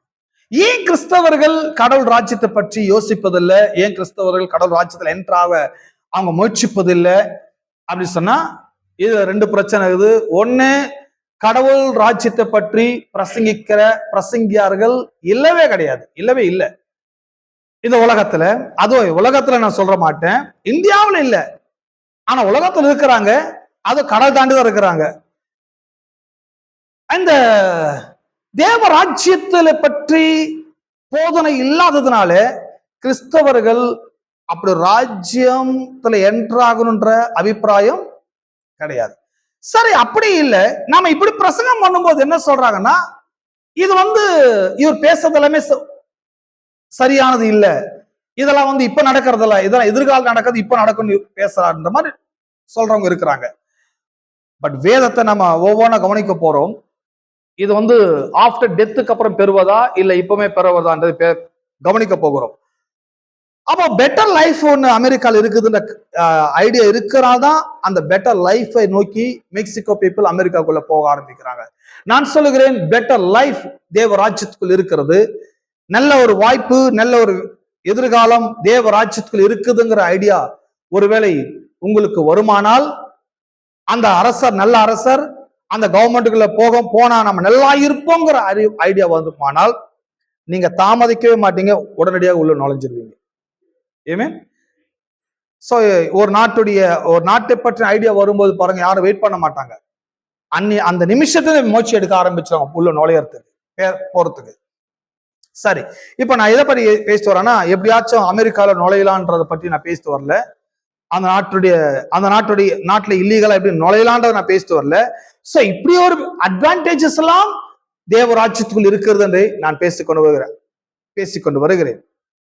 என்னுடைய பாயிண்ட் என்ன, is that citizenship is not is a powerful draw. People are attracted to a nation that appears to promise a better life than the one they are living where they are. Some people even become desperate enough to do anything they have to do become a part of that nation. So இந்த attraction ஆக்கப்படுறாங்க, attract பண்றாங்க. இந்த attraction ஆகிறதுனாலதான் இவங்க எப்படியாச்சும் ஒரு நாள் வாழ்ந்தா கூட அந்த நாட்டுல போய் வாழணையா அப்படிங்கிற கனவோட மக்கள் இருக்கிறாங்க. எதுவுமே கவனிக்கிறீங்க பாருங்க, நம்முடைய நண்பர்கள் நம்மோடு இருந்தவங்க எத்தனையோ பேர் இன்னைக்கு ஒரு 20-30 வருஷமா அவங்க நம்மளை விட்டு அவங்க வெளிநாட்டுல இன்னைக்கு போய் செட்டில் ஆயிருக்கலாம். உங்களோட ஃப்ரெண்ட்ஸ் இருக்கலாம், இல்ல என்னோட நண்பர்கள் இருக்கிறாங்க. ஏன் என்னுடைய நண்பர்கள்லாம் வெளிநாட்டுக்கு போயிட்டாங்க, நான் போகலன்றதுனால ரொம்ப புனிதமான நினைச்சிடாதீங்க. எனக்கு போறதுக்கான ஐடியா இல்லை, முதல்ல அறிவு இல்லை, அதனால எனக்கு போகல. ஐடியானா நான் கிளம்பிட்டு இருப்பேன். இப்போ எனக்கு லேட்டா வருது, அவங்க உடனே வந்துருக்குது. அவங்கெல்லாம் அந்த காலத்திலேயே அவங்க என்ன பண்றாங்க, அந்த நாட்டை பற்றி படிக்க ஆரம்பிக்கிறான், லண்டனை பற்றி படிக்க ஆரம்பிக்கிறான், மற்ற நாட்டுடைய அந்த அந்த ஸ்கில்டுக்கு என்ன வருமானம் வருதுன்னு தெரிஞ்சுக்க ஆரம்பிக்கிறான். சோ அவங்க என்ன பண்றாங்க, அட்ராக்ட் பண்ணப்படுறாங்க. அங்க இருக்கிற நண்பர்கள் சொல்றாங்க, போயிட்டு வந்தவன் சொல்றான், ஏய் அங்க வந்தா இதுக்கு என்ன சம்பளம் தெரியுமா, அங்க போய் ஒருத்தர் 2 வீடை வாங்கிட்டான், கப்பலை வாங்கிட்டான், அதை வாங்கிட்டான், ஜெட்டு ஒண்ணுதான் வாங்கலன்னு. இப்ப பார்க்கும்போது என்ன ஆகுதுன்னா, இவன் இந்த அட்ராக்ஷன் தான் பாருங்க, அட்ராக்ட் ஆக்கப்படுறாங்க. அந்த மாதிரி தகவல்கள் வருதவங்களுக்கு அட்ராக்ட் பண்ணப்படுறாங்க, இம்மிடியட்டா நுழையத்து முயற்சி பண்ண ஆரம்பிக்கிறாங்க. ஏமே சோ கிறிஸ்தவர்கள் மதங்கள் எப்படி மக்களை சொல்லி வச்சிட்டாங்கன்னா, நம்ம எப்போ கடவுள் ராஜ்யத்துல போவோம்னு சொன்னா மரணத்துக்கு பிறகுதான் ராஜ்யத்துக்குள்ள நாம என்ட்ராவோம். போஸ்ட்போன் பண்ணி வச்சிட்டாங்க. அதை இப்பெல்லாம் நீங்க பெற முடியாது, இப்ப நீங்க இந்த நாட்டுல தான் இருப்பீங்க, டெத்துக்கு அப்புறமா உள்ள நுழைவீங்க. அப்போதான் கடவுள் அங்க உட்காந்து சீட் எழுதி கொடுப்பாரு உங்களுக்கு, அப்போதான் நீங்க குடியுரிமை பெறுவீங்கன்ற மாதிரி டெத்துக்கு அப்புறமா தான் குடியுரிமை பெறுவோம் என்ற எண்ணங்களால் இன்னைக்கு மதவாதிகள் மக்களை எக்யூப் பண்ணி மக்களுக்கு போதிச்சு எல்லாம் போஸ்ட்போன் பண்ணி வச்சுட்டாங்க. அப்புறம் அப்புறம் அப்புறம் சந்தோஷம் அப்புறமா கிடைக்கும், எப்ப கிடைக்கும், செத்தா கிடைக்கும். இது எல்லாரும் சாவுக்கு பிறகுதான் நல் வாழ்க்கை இருக்குது என்று மதவாதிகளால் மக்களுக்கு பிரசங்கிக்கப்பட்டு மக்களும் அதை நம்பி ஆஃப்டர் டெத்துக்கு அப்புறம் நாம நல்லா இருப்போன்ற நினைப்புல வாழ்றாங்க. சோ இந்த மாதிரி போதனைகளை போதிக்கணும், இந்த மாதிரி போதனை வயசு போதிக்க வரவில்லை. ஒருவேளை ஆஃப்டர் டெத்துக்கு அப்புறமா தான், மரணத்துக்கு பிறகுதான் நல்வாழ்க்கை இருக்குதுன்னு சொன்னா, இப்போ நாம அந்த ராஜ்யத்தை பற்றி இங்க பிரசங்கிக்கப்பட வேண்டிய அவசியமும் செத்த பிறகு பார்த்துலான் தான். இப்ப அதை பற்றி பேசி என்னது டைம் வேஸ்ட் பண்ணோம் அப்படின்னு சொல்லிட்டு சட்டுப்பட்டு வேற ஏதாச்சும் சடங்கு சம்பிரதாயத்தை பண்ணி கிளம்பி போயிடலாம் நம்ம. ஆனா இது ஏன் இப்ப பிரசங்கிக்கப்பட வேண்டியதாகுதுன்னா, இது ஆஃப்டர் டெத்துக்கு அப்புறம் இந்த பிரிவிலேஜஸ் இல்லைங்க. இந்த உலகத்திலேயே நீங்கள் அந்த அந்த நன்மைகளை, அந்த சௌபாகியங்களை, அந்த ஆசீர்வாதங்களை இந்த உலகத்திலேயே இப்பொழுது நீங்கள் அனுபவிக்க முடியும். அதை பிரசங்கிப்பதனுடைய நோக்கம் என்ன? இதை பற்றின அறிவும் புரிதலும் தெளிவும் ஞானமும் ஏற்படும் போது நீங்கள் அதனால் அந்த ராஜ்யத்தால் ஈர்க்கப்படுவீர்கள், அந்த அட்ராக்ட் பண்ணப்படுவீர்கள். அப்பதான் அதுல போகணும், ஏன் நாம இப்படி இருக்கிறோம் அப்படிங்கிற எண்ணத்தை உங்களுக்கு கிரியேட் பண்ண முடியும். சோ அப்போ பிரீச்சிங் எவ்வளவு முக்கியமானது பாருங்க. டெத்துக்கு அப்புறம் தான் வரோன்றது எல்லா மதங்களும் சொல்லுது. ஈவன் கிறிஸ்தவமும் அப்படியே சொல்லி வச்சிருக்கிறாங்க மக்களுக்கு. ஹலோ, அதுக்காக தான் கிறிஸ்தவத்தை வேற மாதிரியோ மற்ற மதங்களை வேற மாதிரி நான் பார்க்கறது இல்லை. எல்லாம் ஒண்ணுதான், என்ன பேரு தான் வேற வேற, பேரு தான், விஷம் ஒண்ணுதான், பாய்சன் ஒண்ணுதான், பட் பேர் தான் வேற வேற வச்சிருக்கிறாங்க. பேரு வேறன்றதுனால அது அந்த அந்த பாய்சன் உயிரை கொடுத்துறாது, உயிரை எடுத்துரும். எது மாதிரி நம்புறீங்க? நமக்கு தெரிஞ்ச ஒரே பேர் விஷம்ன்றோம். விஷம்ன்றதுக்கு அதுக்கு பேர் வச்சிருக்கிறாங்க. அது நிறைய சயின்டிபிக்கா மெடிக்கல் ரீதியா சில பேர்ல வச்சிருக்கிறாங்க. அப்ப மதமும் அப்படிப்பட்டதான். என்ன பேர் தான் டிஃப்ரெண்டா இருக்கும். இந்து மதம், கிறிஸ்தவ மதம், அது ஜைன மதம், புத்த மதம், முஸ்லிம் மதம். சோ இது எல்லாமே போஸ்ட்போன் பீப்புள் தான். இவங்க எல்லாருமே பின்னால கிடைக்கும், எதிர்காலத்தை கிடைக்கும்னு சொல்றவங்க தான். இப்ப பாருங்க, அப்ப இது எல்லாமே ஒரு வகையான பாய்சன்ஸ் தான். இந்த பாய்சன்ஸ் என்ன பண்ணிருக்கிறாங்க, மக்களுக்கு இன்ஜெக்ஷன் பண்ணிருக்கிறாங்க. இன்ஜெக்ஷன் சொன்னா தடுப்பூசி போட்டுக்கிறாங்க. அதுக்கு பேரு நல்ல பேரு, தமிழ்ல நல்ல ஒரு தடுப்பு ஊசி. எல்லாம் தடுக்குது. என்ன தடுக்குதுன்னா, நல்ல பிரசங்கம் போகாம என்ன பண்ணுது, நல்ல பேச்சு உள்ள போகாம தடுக்குது. ஏன் தடுக்குதுன்னா, இவங்க ஏற்கனவே யாரோ ஒருத்தர் இவங்க ஏத்தி போயிட்டு இருக்கிறாங்க. எல்லாம் பின்னால கிடைக்கும், பின்னால கிடைக்கும். இப்ப கிடைக்கும்னு சொன்னா இது நம்ப மாட்டாங்க. இப்ப எப்படி கிடைக்கும்? எல்லாம் அப்புறமா தானே கிடைக்கும். எப்படி தெரியுது உங்களுக்கு? யாரோ ஒருத்தங்க தடுப்பூசி போட்டு போயிருக்கிறாங்க. அந்த தடுப்பூசி என்ன பண்ணுது, இந்த இப்போவே அது கிடைக்கும் என்று சொல்லும் போது அந்த தடுப்பூசி தடுத்து கொண்டே இருக்குது. நான் என்ன பண்றேன், ஒவ்வொரு வாரமும் பிரசங்கம் பண்ணி அந்த தடுப்பு எல்லாம் உடைச்சி அந்த அந்த மருந்து எல்லாம் செயலிழக்க வச்சு அதுக்கப்புறம் இந்த பிரசங்கத்தை உள்ள கொஞ்சம் கொஞ்சமா கொண்டு போக ஆரம்பிக்கிறேன். எத்தனை பேர் புரியுதுன்னு நினைக்கிறீங்க? ஆகவேதான் கிறிஸ்தவத்தை மட்டும் தனியா பாத்துறாதீங்க, அதையும் மதத்தோடு ஒப்பிட்டு தான் பார்க்கணும். ஏன்னா மதங்கள் இருக்கின்ற எல்லா கலாச்சாரங்கள், எல்லா சம்பிரதாயங்கள், எல்லா ஆச்சாரம் இங்கேயும் காணப்படுது. ஏமே, பட் இதுல ஒன்னே ஒன்று டிஃப்ரெண்ட், பெயர்கள் மட்டும்தான் வேறுபடுது, பட் கொள்கைகள் எல்லாம் ஒன்றாய் இருக்கிறது. விளங்குதா? சரி. So the concept of citizenship is critical to understanding the nature of the kingdom of heaven. So இதை நம்ம புரிஞ்சுக்கிறது கொஞ்சம் கஷ்டமான ஒரு காரியம் தான். ஆனா கண்டிப்பா புரிஞ்சிடும். கொஞ்சம் கிரிட்டிக்கலான சப்ஜெக்ட் தான், பட் புரிஞ்சிடும். பரிசுத்த ஆவியானவர் நமக்கு உதவி செய்வார். I have said before, all governments and kingdoms operate on governing laws and principles.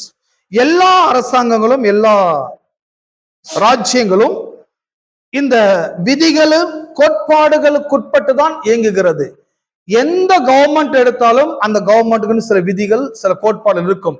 எந்த கவர்மெண்ட்டுக்கு லா இல்லையோ, பிரின்சிபல்ஸ் இல்லையோ, அந்த கவர்மெண்டால செயல்படவே முடியாது. அப்ப கவர்மெண்ட் செயல்படுறதுனாலே அப்ப லா இருக்குது, ரூல் இருக்குது, கோட்பாடுகள் இருக்கிறது. அதே மாதிரிதான் தேவராஜ்யத்திலையும் தேவராஜ்யம் செயல்படுவதற்கும் some laws, rules and principles. விதிகள், சட்டங்கள், கோட்பாடுகள் தேவராட்சியத்தும் இருக்குது. சோ கவர்மெண்ட் எப்பவுமே விதிகளை ப்ரொக்ளைம் பண்ணும், சட்டங்களை பிரீச் பண்ணும், கோட்பாடுகளை சொல்லிக் கொடுக்கும் கவர்மெண்ட் எப்பவுமே. மதங்கள் எப்படி சொல்லிக் கொடுக்கும் சொன்னா சடங்குகளை சொல்லிக் கொடுக்கும். மதங்கள் என்ன சொல்லிக் கொடுக்கும்? சடங்குகள், சம்பிரதாயங்கள், ஆச்சாரங்கள். ஏமேன். மொட்டை போட்டா சரியா போடுன்றது மதம் சொல்லிக் கொடுக்குது. இத கிறிஸ்தவன் நம்பி போய் மொட்டை போட்டு வரான். இத பண்ணா அது சரியாடும், இத பண்ணா இது சரியாடும். சோ இதெல்லாம் மதம். இந்த மதத்தை நம்பி மக்கள் செயல்படுறாங்க. கிறிஸ்தவமும் அப்படியே செயல்படுது, மற்ற மதங்களும் அப்படி செயல்படுது. பட் அரசாங்கம் என்று எடுத்தீங்க சொன்னா ஆச்சாரங்கள்ல மக்களை செயல்பட வைக்காது. சட்டம் போடும், கோட்பாடுகளை கொடுக்கும், விதிகளை கொடுக்கும். இதை வச்சுதான் கவர்மெண்ட் ஃபங்க்ஷன் ஆகிறது. ஐ மீன் citizenship is necessary for the validity and of the nation. Not only that, but citizenship is the most sacred privilege of a nation. So இந்த குடியுரிமை என்பது மிகவும் உன்னதமான ஒரு ஸ்லாக்கியம். எல்லாம் மிகவும் உன்னதமான ஸ்லாக்கியம். சரி, இந்த குடியுரிமை உன்னதமான ஸ்லாக்கியம் நான் பேசிட்டு வந்தேன் அல்லவா?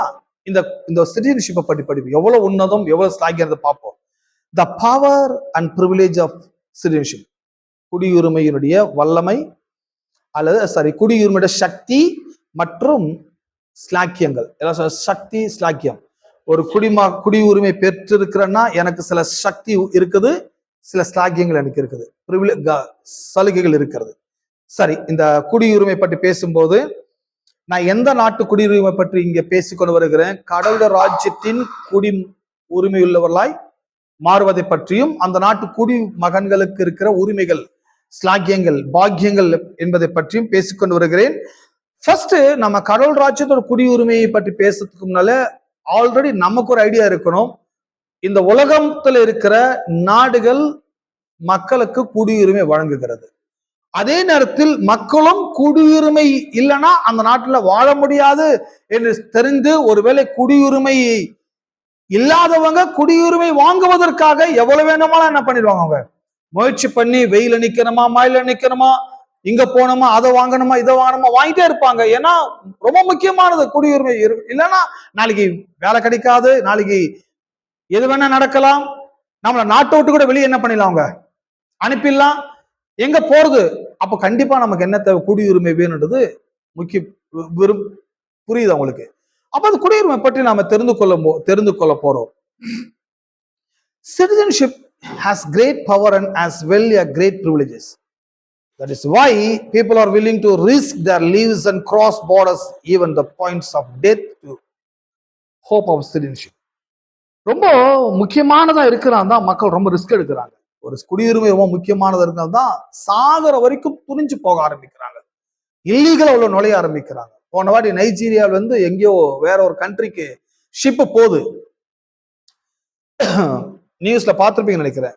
கப்பல் போகுது, இவனுக்கு என்ன பண்ணிக்கிறாங்க, கப்பலோட இன்ஜின்ல போய் உட்காந்துக்கிறாங்க. இந்த கப்பலோட பாட்டம்ல நைஜீரியன்ஸ் என்ன பண்ணுகிறாங்க உட்காந்து. ஏன்னா அவங்க நாட்டுல ரொம்ப பரிதாபமான ஒரு நாடு, அந்த நாட்டுல சாப்பாட்டுக்கே வழி இல்லை. அந்த நாட்டு வேற ஏதோ நாட்டுக்கு போய் நிற்குது, வேற நல்ல நாட்டுக்கு போகுது. எந்த நாட்டுக்கு போகுதுன்னு தெரியாது அவனுக்கு. தெரியுது இந்த நாட்டை விட்டு வெளியே போற நல்லா இருக்கலான்னு தெரியுது அவனுக்கு. இந்த கப்பல் எங்க போகுது, எந்த நாட்டை நோக்கி போகுது, எதுவுமே அவளுக்கு தெரியாது. இவங்க 4 பேரு 5 பேர் என்ன பண்ணுறாங்க, பேப்பர்ல டிவில காமிச்சானுங்க. கிட்டத்தட்ட 14 நாள் அந்த இன்ஜின்ல உட்காந்துக்கிறானுங்க.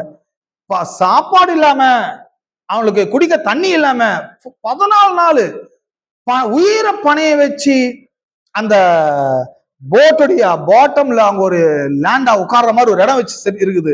அதுக்குள்ள உட்கார்ந்து அவங்க என்ன பண்ணுகிறாங்க, டிராவல் பண்ணிருக்கிறாங்க. கடைசியில் அவங்க பிடிச்சிட்டு அவங்களுக்கு சாப்பாடு தண்ணியெல்லாம் கொடுத்து உயிரை பாதுகாத்து அனுப்பிட்டாங்க, மறுபடியும் ஊருக்கு அனுப்பிட்டாங்க. அவ்வளவு கஷ்டப்படும். ஏன்னா அவ்வளவு சீக்கிரமா சரிப்பா கஷ்டப்பட்டு வந்துட்டீங்க, வாங்க எங்க நாட்டோட குடியுரிமை நாங்க தரோம்னு சொல்லி, இது ரேஷன் கார்டு பேர் எல்லாருக்கும் கொடுத்துட முடியாது. அரிசி பருப்பை கொடுக்கலாம், ஆனா குடியுரிமை அவ்வளவு சீக்கிரம் நாடு கொடுத்துறாது. அப்படியே ரிட்டர்ன் பண்ணாங்க, அடுத்த கப்பலை பிடிச்சி அனுப்பி விட்டானுங்க. அப்போ ஏன்னா அப்ப குடியுரிமை அவ்வளவு முக்கியமானதுன்னு விளங்குது. ஒரு தரித்திரமான ஒரு நாட்டை விட்டு வேற ஒரு நாட்டுக்கு போய் நல்லா இருப்பான்னு தெரிஞ்சுனாதான் அவங்க மக்கள் துணிகரமாய் உயிரை பணயம் வைத்தும் என்ன பண்றாங்க, போகிறார்கள். ஏன் இந்த குடியுரிமைனா என்னன்னா, ஒரு நாட்டோட குடிமகனா இருக்கிறீங்கன்னு சொன்னா அதுக்கு இன்னொரு பேர் அவங்க கொடுக்குறாங்க. நீங்க மிகவும் முக்கியமானவர்கள், மிகவும் நீங்கள் வேறு பிரிக்கப்பட்டவர்கள், அந்த நாட்டுக்கானவர்கள், அந்த நாட்டுக்குரியவர்கள். உங்க மேல உங்களை வேற எந்த நாடும் உங்க மேல வேற ஆக்ஷன் எடுக்கவே முடியாது. அடுத்த நாட்டுக்காரன் உங்களை கைது பண்ணவும் முடியாது. உங்க நாட்டுல உங்களை எல்லா விதத்திலையும் அவங்க பாதுகாப்பா வச்சுப்பாங்க. ஐ மீன், ரெண்டாவது,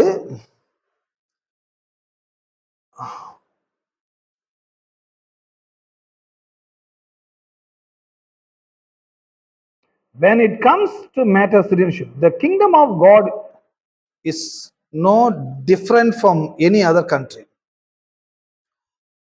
Remember, the kingdom of God is not a religion, it is a government with a country. Heaven is that country, and Jesus Christ is its king, referring to Christ, the ancient Hebrew prophet Isaiah wrote.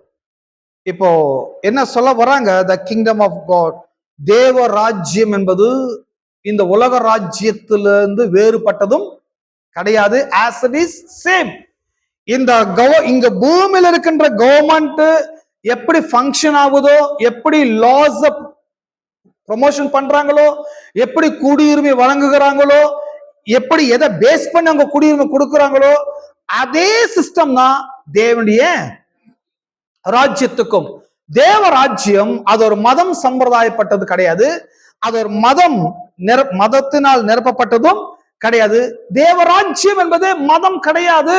தேவராஜ்யம் என்பது அது ஒரு government. தேவராஜ்யம் மதம் அல்ல, அது ஒரு government, அது ஒரு நாடு, அது ஒரு தேசம். Heaven is the country. பரலோகம்ன்றது ஒரு தேசம், பரலோகங்கிறது ஒரு நாடு, பரலோகங்கிறது ஒரு கவர்மெண்ட். அந்த நாட்டுடைய கவர்மெண்டுடைய அந்த ராஜ்யத்துடைய அரசர் இயேசு. அந்த நாட்டுடைய கிங் யாரு? இயேசு. இந்த உலகத்துடைய தேசங்கள், இந்த உலகத்துடைய சிஸ்டம்லாம் கவனிச்சிங்க. இந்த உலகத்துல எப்படி எல்லாம் ஃபங்க்ஷன் ஆகுது பாத்தீங்க. சேம் பரலோக ராஜ்யம் அப்படிதான் இயங்குகிறது. ஏமீன்.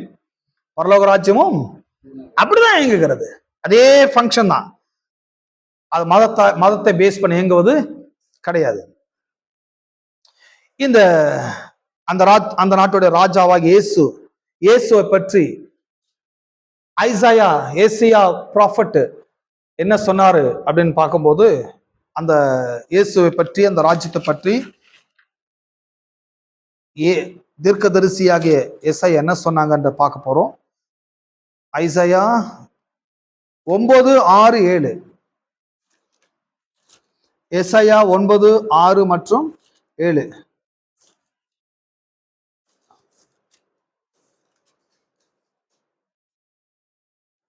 ஏசாயா புஸ்தகம் 9ஆம் அதிகாரம் 6 மற்றும் 7. எல்லாம் கவனிங்க. 9ஆம் அதிகாரம் 6 மற்றும் 7. நமக்கு ஒரு பாலகன் பிறந்தார், நமக்கு ஒரு குமாரன் கொடுக்கப்பட்டார், கர்த்தத்துவம் அவர் தோளின் மேல் இருக்கும், அவர் நாமம் அதிசயமானவர், ஆலோசனை கர்த்தர், வல்லமையுள்ள தேவன், நித்திய பிதா, சமாதான பிரபு எனப்படும். தாவீதின் சிங்காசனத்தையும் அவருடைய ராஜ்யத்தையும் அவர் திடப்படுத்தி அதை இது முதற்கொண்டு என்றென்றைக்கும் நியாயத்தினாலும் நீதியினால் நிலைப்படுத்தும்படிக்கும் அவருடைய கர்த்தத்துவத்தின் பெருக்கத்துக்கும் அதன் சமாதானத்துக்கும் முடிவில்லை. சேனைகளின் கர்த்தருடைய வைராக்கியம் இதை செய்யும். இதை தமிழ்ல நாம படிக்கும் போது அவ்வளவு எஃபெக்டிவா இல்லை. ஏன்னு சொன்னா, இங்க ஏசாயாங்கிற ஒரு தீர்க்கதரிசி இயேசு கிறிஸ்து பிறப்பதற்கு முன்னால 700 வருஷத்துக்கு முன்னால என்ன நடக்க போகுதுன்னு சொல்றாரு. ஏசாயான் காலத்துல இன்னும் 700 வருஷத்துக்கு அப்புறம் பூமி எப்படி இருக்கும், பூமியில என்ன நடக்க போகுது அப்படின்னு சொல்லிட்டு வர்றாரு. என்ன சொல்லிட்டு வர்றாருன்னா, இன்னும் 700 வருஷத்துக்கு பிறகு ஒருத்தர் வருவாரு. அவர் வரும்போது அவர் கவர்மெண்டோட வருவாரு. ஒரு புதிய கவர்மெண்ட ஸ்தாபிப்பாரு. அந்த கவர்மெண்ட் எப்படிப்பட்டது என்பதை அவர் இங்க சொல்றாரு. பட் தமிழ்ல இதை இப்படி படிச்சதுனால நம்மளால ஈஸியா புரிஞ்சுக்க முடியல. நிறைய கிறிஸ்தவர்கள் படிக்கிறாங்க இத. இது என்னுடைய ஆங்கிலத்துல ரொம்ப விளங்கும், எல்லாருக்கும் புரியுற மாதிரி தான் அவங்க ஆங்கிலத்தை கொடுத்துருக்காங்க. என்ன சொல்றாங்க ஏசாயா சொல்லும் போது, இங்கிலீஷ் பைபிள் சொல்லுது, நமக்கு ஒரு பாலகன் பிறந்தார். எல்லாம் நமக்கு ஒரு பாலகன் பிறந்தார் அப்படின்னு சொல்லிட்டு அதுக்கு பிறகு என்ன சொல்ல வராருன்னா, நமக்கு ஒரு குமாரன் கொடுக்கப்பட்டார், கர்த்தத்துவம் அவர் தோளின் மேல் இருக்கும். அங்கிருந்து வராரு, இங்கிலீஷ்ல அங்கிருந்து படிக்கலாம். நமக்கு ஒரு பாலகன், நமக்கு ஒரு பையன், நமக்கு ஒருத்தர் பிறப்பாரு, நமக்கு ஒரு குமார் கொடுக்கப்படுவாரு, அவர் தோல்ல என்ன இருக்குன்னு ஆங்கிலம் எப்படி சொல்றது, government will be on his shoulder. ராஜ்யபாரம் அவர் ஷோல்டர்ல இருக்குன்றாரு. நமக்கு ஒருத்தர் பிறப்பாரு, இன்னும் 700 வருஷத்துக்கு ஒருத்தர் பிறப்பாரு, அவருடைய புஜத்துல அவருடைய தோளின் மேல் அரசாங்கம் இருக்கும், அவர் தோளின் மேல் கவர்மெண்ட் இருக்கும், ஷோல்டர்ல கவர்மெண்ட் இருக்கும். ஷோல்டர்னா கவர்மெண்ட் இருக்குன்னா என்ன அர்த்தத்தை சொல்ல வராங்கன்னு சொன்னா, இப்ப பாருங்க, ஒரு பிரசிடென்ட், ஒரு அமெரிக்கன் பிரசிடென்ட் ஒரு நாட்டுக்கு போராடுவீங்க, இல்ல நம்ம நாட்டோட பிரைம் மினிஸ்டர் இன்னொரு நாட்டுக்கு போராடுவீங்க. ஒரு நாட்டுடைய அந்த பிரசிடென்டோ பிரைம் மினிஸ்டர் ஒரு நாட்டுக்குள்ள என்டர் ஆகுறாங்கன்னு சொன்னா, அந்த பிரசிடென்ட் மட்டும் என்டர் ஆகலங்க, அவரோட ஃபுல் கவர்மெண்ட் என்ன பண்ணுதாங்க, அவங்க நாட்டோட முழு அரசாங்கமே அங்க அரைவல் ஆயிடுது. ஏன்னா இப்ப நம்ம நாட்டோட பிரசிடென்ட் அங்க இருக்கிறாங்க, நம்ம நாட்டோட பிரைம் மினிஸ்டர் அங்க இருக்கிறாங்க. சோ அவங்களுடைய முழு கவனம், மீடியா முதற்கொண்டு, அங்க இருக்கின்ற பாதுகாப்புத்துறை முதற்கொண்டு, அங்க இருக்கின்ற எல்லாருடைய கவனம் முதற்கொண்டு, அவங்க எந்த நாட்டுக்குள்ள என்ட்ரா இருக்கிறாரோ அந்த நாட்டை மேலதான் கவனமா இருக்கும். இன்னும் சொல்ல போனா, அந்த பிரசிடென்ட் எந்த நாட்டுல இருக்கிறாரோ அங்கே அந்த அவங்க கவர்மெண்ட் அங்க இருக்கிற மாதிரிதான், அவங்க கவர்மெண்டே அங்க இருக்கிற மாதிரிதான். அப்போ அந்த மாதிரிதான் பரலோகத்தில் இருக்கிற இயேசுவானவர் இந்த பூமியில அவர் என்டர் ஆகும் போது பரலோக கவர்மெண்டே பூமிக்கு வந்து விட்டது. பரலோக கவர்மெண்டே பூமிக்கு வந்து விட்டது. பிரசிடென்ட் ஒரு சொல்றாங்க, யுஎஸ் பிரசிடென்ட்லாம் ஒரு நாட்டுக்கு போறாருன்னா போற பிளைட்டை பற்றி அவ்வளவு பிரம்மாண்டமா வர்ணிக்கிறாங்க. அந்த பிளைட்ல இவ்வளவு சலுகை இருக்குன்றாங்க, இவ்வளவு பாதுகாப்பு இருக்குதுன்றாங்க. அதுக்கப்புறம் அவரோட பாதுகாப்பு படைன்னு இருக்குது, அந்த பிளாக் பிளாக்கா வச்சிருக்கிறாங்க, ஏ பி சி டின்னு அது பிரிச்சு வச்சிருக்கிறாங்க. சோ அவருடைய முழு பாதுகாப்பு, முழு அரசாங்கம், முழு வல்லமை, முழு ஃபோர்ஸ், முழு ராணுவம் எல்லாம் அவங்க என்ட்ரா இருக்கிற கண்ட்ரில அது அரைவல் ஆயிடுது. ஹலோ, அதனால பிரசிடென்ட் பிரைம் மினிஸ்டர் வந்து சும்மா வெக்கேஷன் போற மாதிரி அவங்க டைம் பாஸ் ஆனும் போக முடியாது. அவங்க போறாங்கன்னா ஒரு அஜெண்டாவோட போவாங்க, ஒரு ப்ரோக்ராமோட போவாங்க, ஒரு பிளானோட போவாங்க. பிளான், அஜெண்டா, ப்ரோக்ராம் இல்லைன்னா எந்த பிரசிடென்ட் எந்த பிரைம் மினிஸ்டர் இந்த நாட்டுக்கு போகவே மாட்டாங்க. போக முடியும், போக மாட்டாங்க, போய் டைம்ல வேஸ்ட் பண்ண மாட்டாங்க. அவங்க அதை விட 1000 வேலை அவங்க நாட்டை கிடக்கும். அவங்க நாட்டுக்கு